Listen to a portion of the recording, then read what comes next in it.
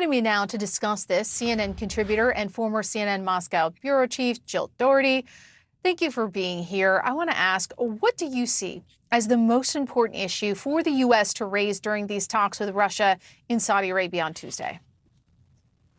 Well, ultimately, I think the most important thing overall is long-term security. I mean, they eventually will probably come up with some sort of immediate ceasefire or whatever you want to call it. But nobody really believes that the ceasefire is going to last until you know where you're going after the ceasefire, or at least during the ceasefire. Because the question is really, would Russia be able to come back after some type of period and perhaps you attack Ukraine again? Or as some of the countries in the region believe or fear, that they might actually, try to invade or move into another country in the region. Now, the Russians say we have no intention, but still, this really is a question. Short term. And obviously, Paula, right now, there's a lot of short term going on. I mean, the pace of this is very quick. There aren't a lot of details, but the details have to be clear if you're going to have long-term security. What do you make of the fact that Ukraine will not be present at these talks in Saudi Arabia, but instead will be part of dual negotiations in Kyiv? I think if you talk to President Zelenskyy, probably off the record, he would be very concerned. I think the Ukrainians, there's no question, feel that they are being at least put in second place at this point, because a lot of the immediate dialogue is between the United States and Russia, and specifically between Putin and Trump. And Zelenskyy is feeling that he is somehow, the second thought in the administration, not the first. So that is a problem, but he does not have, at this point, a really strong negotiating position. The war has been going very poorly at this point, or at least it's kind of in a situation of stasis.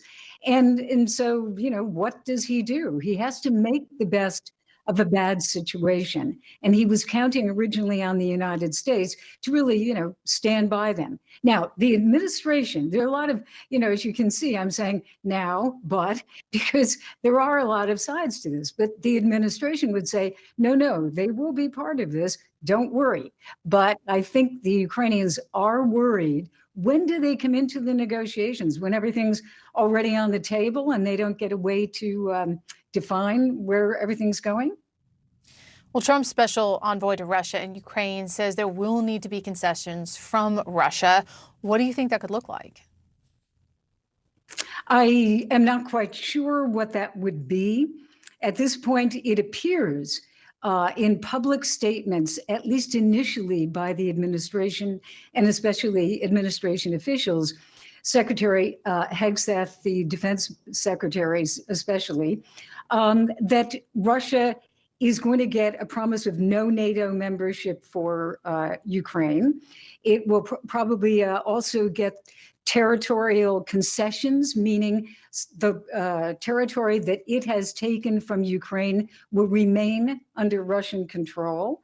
They are looking at economic sanctions. You just mentioned that it would be huge for Russia to get a lot of those economic sanctions rolled back. But so far, I truly don't see a lot that Russia is being asked to give at this point.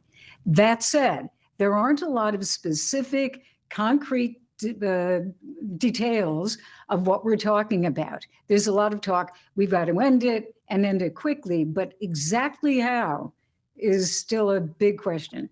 Well, European leaders will be holding an emergency summit tomorrow in response to the U.S. leaving them out from these peace talks. How do you think the Kremlin views this push from Europe to unify without the support of the U.S.? Oh, well, I mean, if you look at the Russian media, they're very happy about this because they feel that the Europeans are panicking, that the Europeans aren't quite sure. They feel that they, too, are being, left out of the initial negotiations or discussions, which they are. And they also feel that they are the people who will be called upon, the Europeans, to carry out some type of ceasefire. So they are worried as well. And if Europe is worried and they are concerned about the United States and they're trying to get their act together and be unified, that is exactly where Vladimir Putin wants them. He wants them divided, confused, and worried. And so right now, I think Putin probably feels very good about this. You can just hear in Fred's report, the quote from the Kremlin. They're pretty happy about all this. Before I let you go, today marks 1 year since the death of Russian opposition leader Alexei Navalny. His family gathered at his grave earlier today.